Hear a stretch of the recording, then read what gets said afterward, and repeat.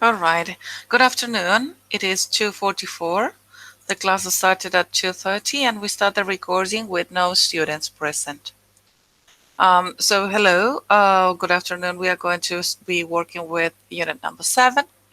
We are going to continue with what is our second class about unit number 7 that we are going to finish in our next class. Next class, we are going to be working with the end of this unit, plus the revision of all the units 6 and 7 for the final test.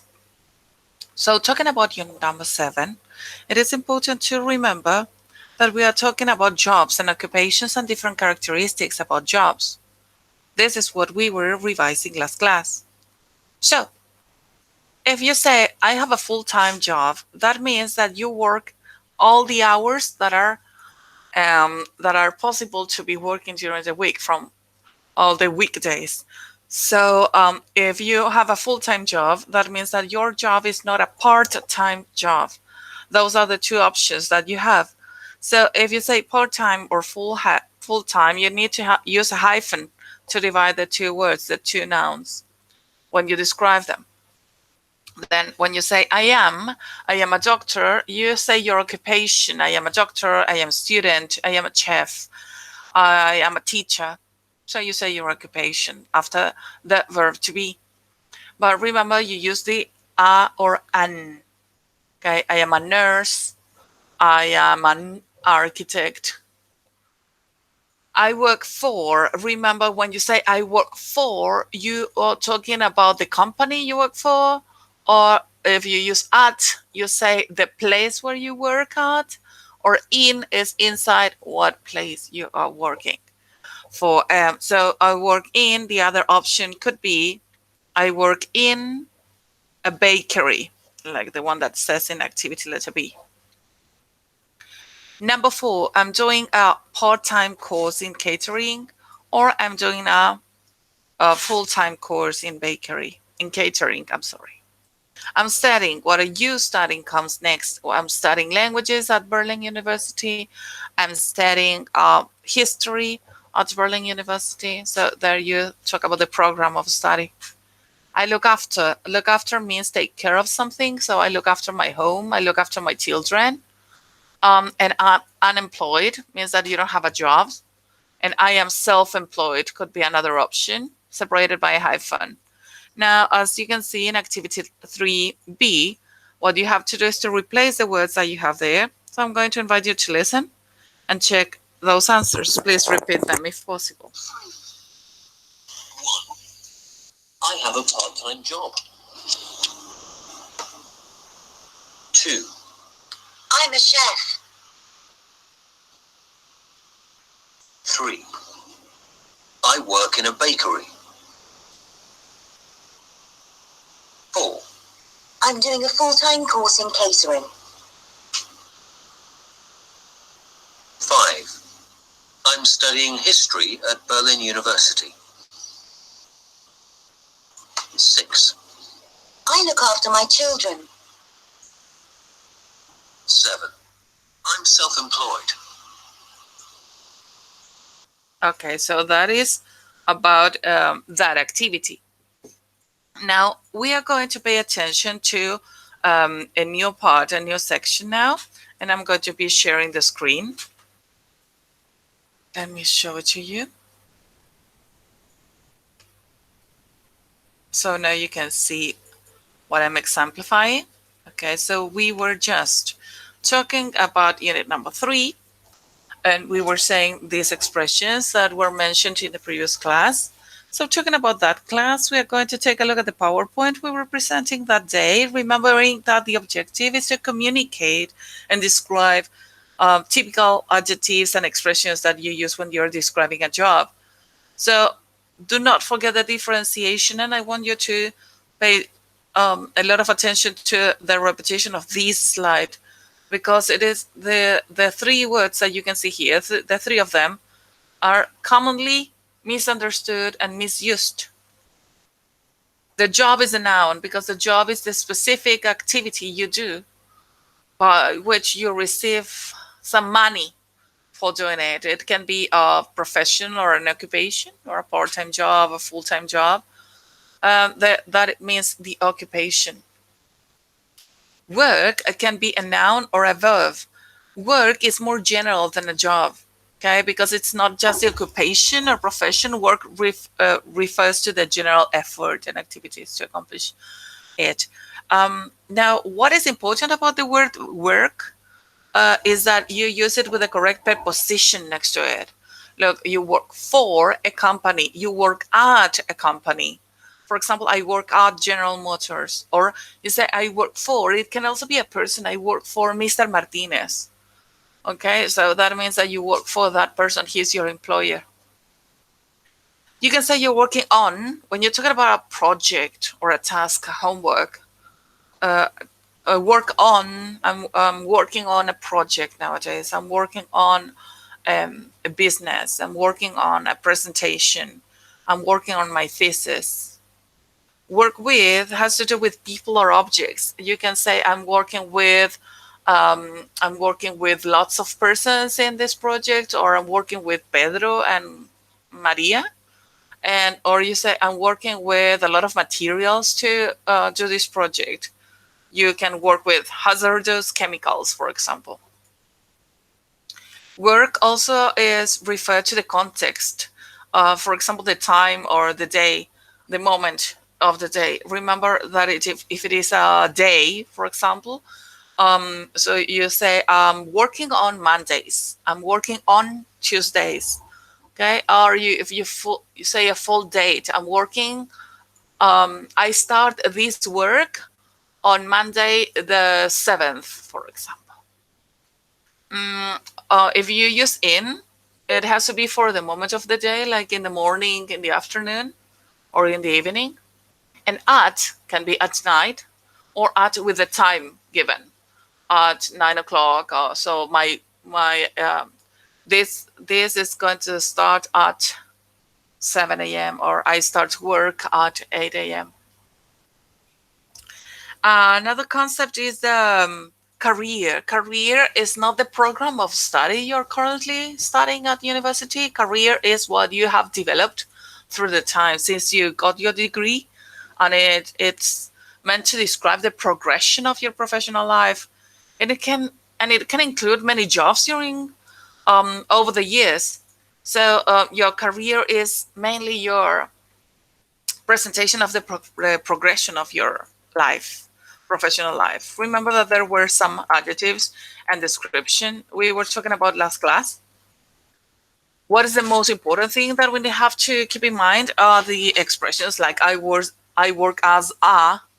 In that case, you say the activity you do. I work as a teacher. I work as a zookeeper. I'm responsible for. Remember that when you say I'm responsible for, you use the verb with ing. Like, for example, I'm responsible for feeding and caring for animals. It is also my job to, and you use the verb. It is also my job to clean the animals. It is also my job to visit sick people, etc. For this job, you need, and in this moment, you talk about qualifications. You also need to be good at, and in that case, you talk about the activity you have to do that is additional, and you use a verb with ing. So you also need to be good at keeping record. You also need to be good at doing something like specific that requires a quality that you should have for that job. So you also need to be good at listening to people. You also need to be good at working as a member of a team. So you also need to be good at leading projects. I'm sorry. Must be goes with the adjective. You must be outgoing. You must be creative, etc. I find my job, and in that moment you describe what you think about your job, and you use the adjective. So, like, I find my job really interesting. I find my job attractive, time consuming, and for that purpose, you are going to be using these adjectives we were doing last class, like tedious, stressful, well paid, challenging, etc. You can also talk about the negative side by saying it can get a bit, or it can also be a little. And in that case, you say dirty, I don't know, dangerous, badly paid, etc. In what way are you going to see them in the test? You will see it mainly in these three questions, like what are your responsibilities, what skills or qualifications do you need, what's your job like? And in that case, you have to remember the rules. If the question is, what are your responsibilities? I'm responsible for this. I'm responsible for something with ing, remember? And it is also my job too, with the verb in infinitive. About the skills of qualifications, you have to say for this job you need, I don't know, you need a degree in, I don't know. You say what you need for that job specific. You also need to be very good at, you must be. What's your job like? And in that case, you use the expressions, I find my job, I don't know, interesting. It can get a bit, for example, stressful. It can also be a little demanding. So what is important to achieve this task? That you are able to revise the adjectives presented in those classes. And then, of course, to do the activities that we have. Next. So you can see in this exercise that we were doing the previous lesson, you could see the use of it. When you say, I work as a, you say the activity you do. I work as a barman, sales manager, doctor, flight attendant, nurse, and teacher, letter C. So then you say your occupation. I'm responsible for, that goes with a verb with ing. I'm responsible for answering the phone, cooking meals, training salesmen, teaching children. So letter B. It's my job too. In that case, you use a verb that's infinitive. It's my job too. So houses, arrange meetings, design websites, repair cars. Then also it says for this job you need, we were saying, for this job you need, and here it goes about qualifications. You need a degree in chemistry, an MBA, a certificate in teaching English or Spanish or whatever.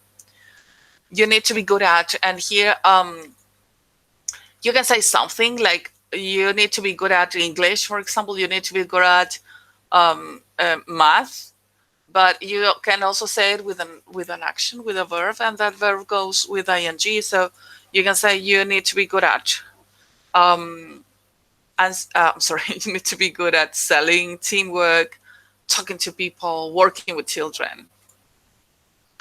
The work can get a bit. So in this moment, you talk about something negative. The work can get a bit.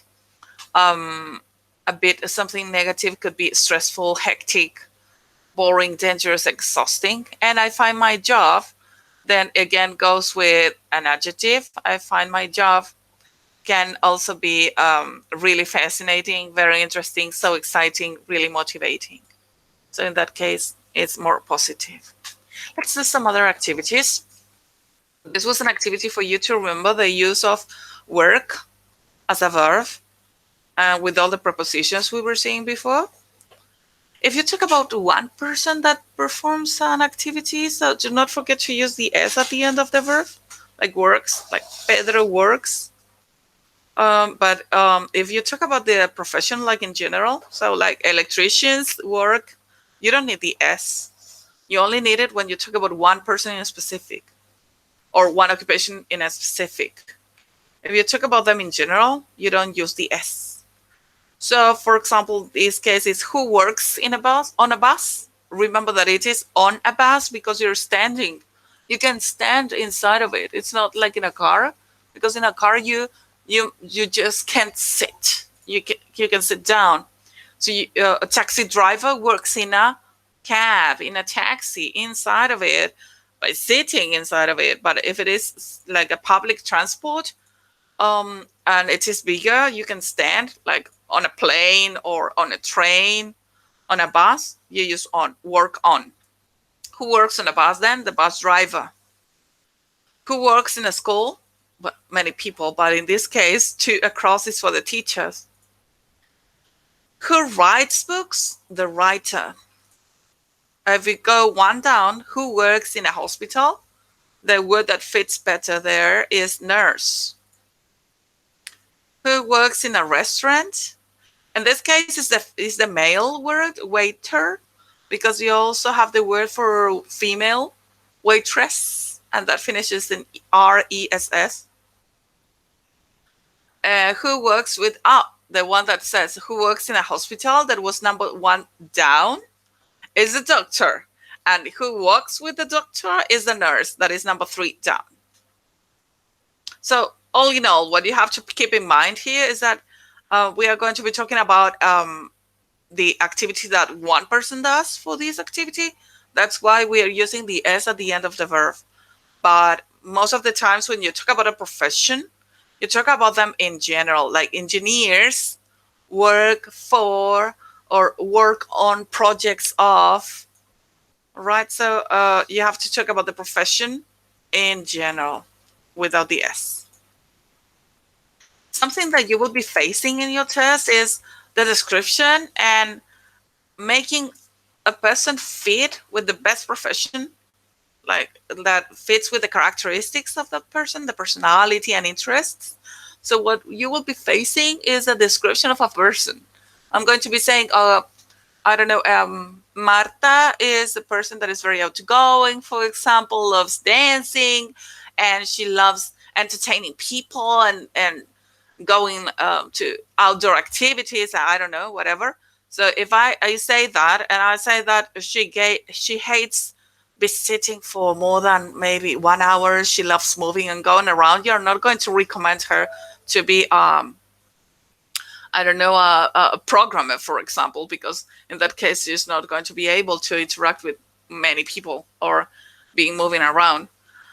So what I'm going to ask you to do is to read the description of the person or listen to it maybe, and write a career advice chart for that person. So career advice for Marta. 2 things which are important for succeeding or in doing well in a job. So remember, things that are important for go with a verb with ing. Succeeding, for example, means tener éxito. Is SUCCEEDING. Succeeding. So doing well, doing great. Remember that 2 things which are important for with ing in a job are to, and then you say the action, to, verb, and verb. So 2 things which are important for succeeding in a job are to be responsible and creative, for example. Because, and you justify your answer there, because, I don't know, if a person fails in responsibility, nobody's going to hire that person. Then 2 things which are not important for succeeding in a job, then you go with the same procedure and you justify. You go with, based on this information, I believe that the ideal job for Marta is, and then you say the ideal job for that person based on your opinion, based on what you think. Now, as I was saying, talking about the description of a job, you can also talk about the things that you did in the past, and you can contrast them with the things that you do now. For example, when I was a teenager, I used to work, or I worked in a bookshop, but now I do not do it anymore. And you can talk about your profession. Maybe you can say that at the beginning you started working in a part-time job, but now you have a full-time job, and you contrast and balance. This class, we were talking about Pete Chappell, that is the 19-year-old catering assistant. But now I'm going to invite you to take a look at Dagmara's article. But we are not going to be reading about her. We are going to be listening. I'm sorry, not Dagmara, Dorian. First, I would like to clarify the use of spend. Spend has 2 meanings. One is to spend money. It means gastar dinero, but it's not the same as malgastar, like wasting money. It's just spending money. Also, you can spend minutes or time. All right, so You can spend minutes, hours, a lot of time in general expressions with time. Or you can make it negative. I don't spend, or she doesn't spend. So now that we know that, let's take a look at those examples from the book. Look at 4a. We are going to add the expressions to the table. I, for example, spent 45 minutes in the gym, while I spent 45 minutes on the bus. I spent 45 minutes or a lot of time. We spent a lot of time, for example, with friends or with my girlfriend.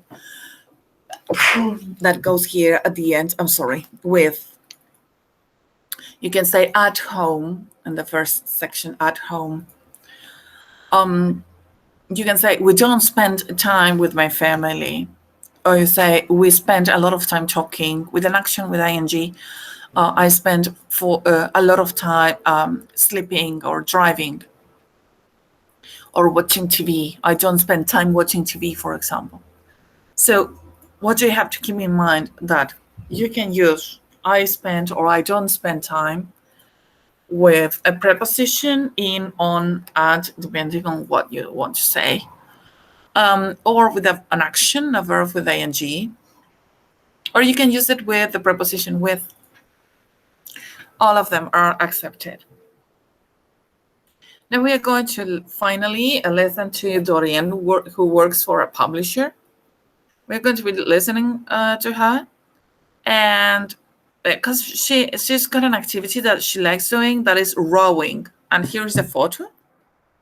She loves having some free time and extra time for rowing. So she likes spending time. She enjoys the spending time rowing. She spends time rowing. You say the action with ing. Listen to her talking about her week. How much time does she spend working, rowing, sleeping, and with her mates? Friends is mates. So let's listen to it once, all together, and then we are going to be answering to the questions. 5. I spend 35 hours a week at work, and I spend about 15 hours a week on the river rowing, and I sleep about 7.5, 8 hours a night. I need my sleep. And because I don't have any family here, I don't take up any time. And the rest of the time I spend with my mates. Are you happy about that? I am, actually. I would like to work a bit less, but it doesn't. I see. Okay, so that was the end. Now we're going to listen to it again, but this time we are going to be stopping to identify how much time does she spend doing each activity. 5. I spend 35 hours a week at work. She spends, remember for he, she, it, the S at the end of the verb. She spends 35 hours a week at work. And I spend about 15 hours a week on the river rowing. She spends 15 hours a week rowing. And I sleep about 7.5, 8 hours a night. She sleeps around 7 or 8 hours at night. I need my sleep. And because I don't have any family here, I don't take up any time.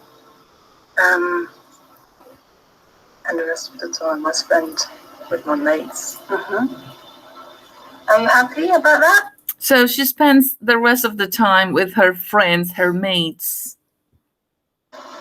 She said she doesn't have her family here. I'm actually.